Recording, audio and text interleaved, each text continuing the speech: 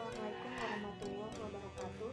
Perkenalkan, nama saya Umi tahun 2019 A1H105 kelas 4C PGSD dari Universitas Muhammadiyah Mataram. Di sini saya akan menjelaskan penyajian data dari pembelajaran statistika dosen pengampu Abdillah MPD.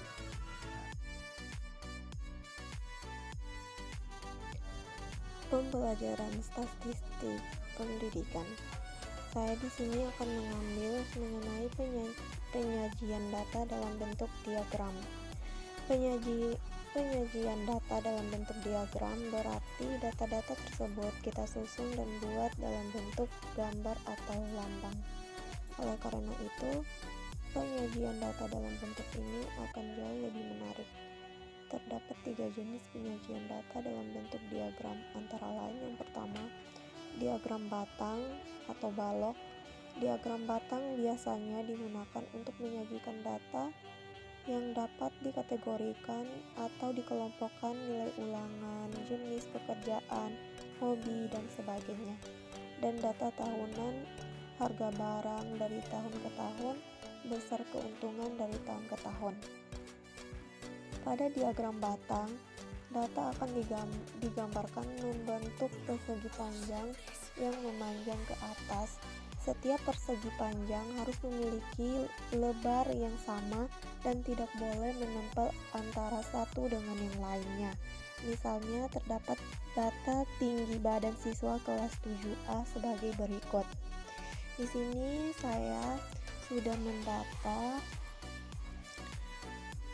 Di sini udah saya data, dan ini data yang masih tidak beraturan, belum diatur dengan urut. Jadi dapat saya simpulkan di sini tabel tinggi badan dan siswa kelas 7A. Di sini tinggi badan 135 ada 5 orang, 136 ada 6 orang, 137 ada 10 orang, 138 ada 5 orang, 139 ada 4 orang. Jadi banyak siswa 30 orang.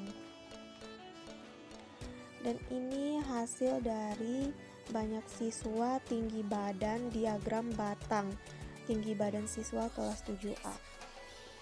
Dapat kita lihat di sini bahwa 135 ada sebanyak 5 siswa yang tingginya 135. Dapat kita garis di sini angka 5 dan hasilnya 5 dan begitu seterusnya. Dapat kita lihat tinggi badan, dapat kita bedakan tinggi badan anak itu mencapai angka berapa. Berikutnya adalah diagram garis. Diagram garis biasanya digunakan untuk menyajikan data yang berkelanjutan atau kontinu, seperti jumlah penduduk setiap tahun, jumlah produksi barang setiap tahun, perubahan iklim dan cuaca pada rentang waktu tertentu, dan lain sebagainya.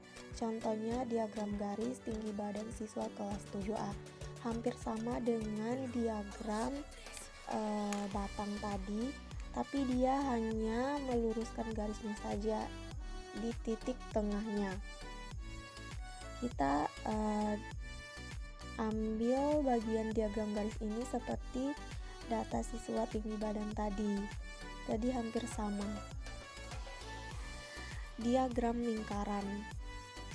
Di sini terdapat satu lingkaran, di mana di lingkaran ini ialah diagram dalam derajat.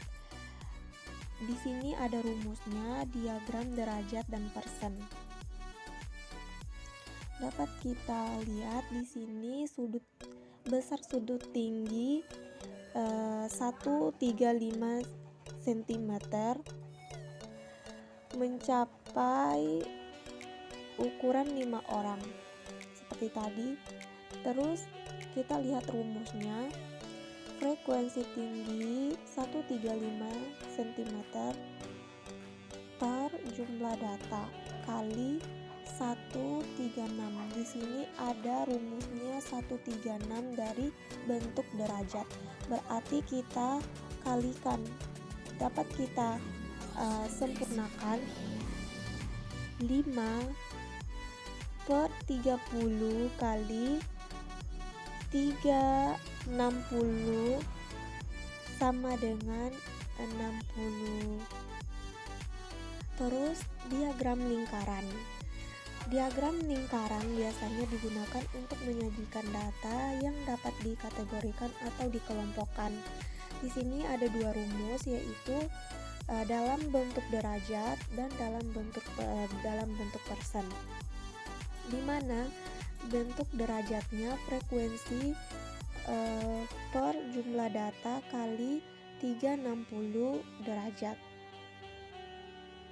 Sedangkan di persen dia dikali 100%. Besar sudut tinggi 135 cm, frekuensi tinggi 135 cm per jumlah data kali 360 derajat.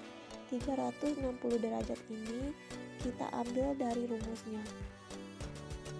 Dapat kita sempurnakan 135 tinggi badannya ada mencapai 5 orang. Jadi 5 per 30 ini hasil jumlah siswa yang kita dapat tadi, yang kita data, kali 360 derajat sama dengan 60 derajat. Begitupun seterusnya.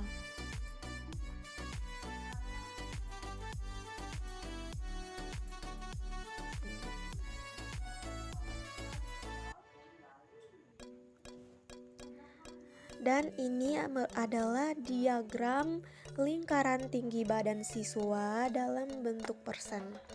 Di sini sudah saya gambar, dan ini hasilnya hampir sama penjelasan dan penyelesaiannya seperti diagram derajat tadi. Tapi yang membedakannya adalah di rumusnya. Di derajat rumusnya itu 360 derajat, sedangkan dia dikalikan 100%. Besar persen tinggi 135 cm, frekuensi tinggi 135 cm per jumlah data kali 100%. Kita dapat kita sederhanakan 5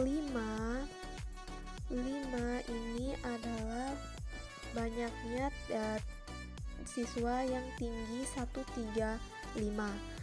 30 ini ialah hasil dari total siswa yang kita data kali 100% sama dengan 16,7%.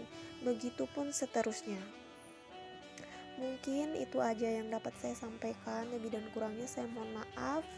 Mungkin itu aja yang dapat saya sampaikan, lebih dan kurangnya saya mohon maaf. Wassalamualaikum warahmatullahi wabarakatuh.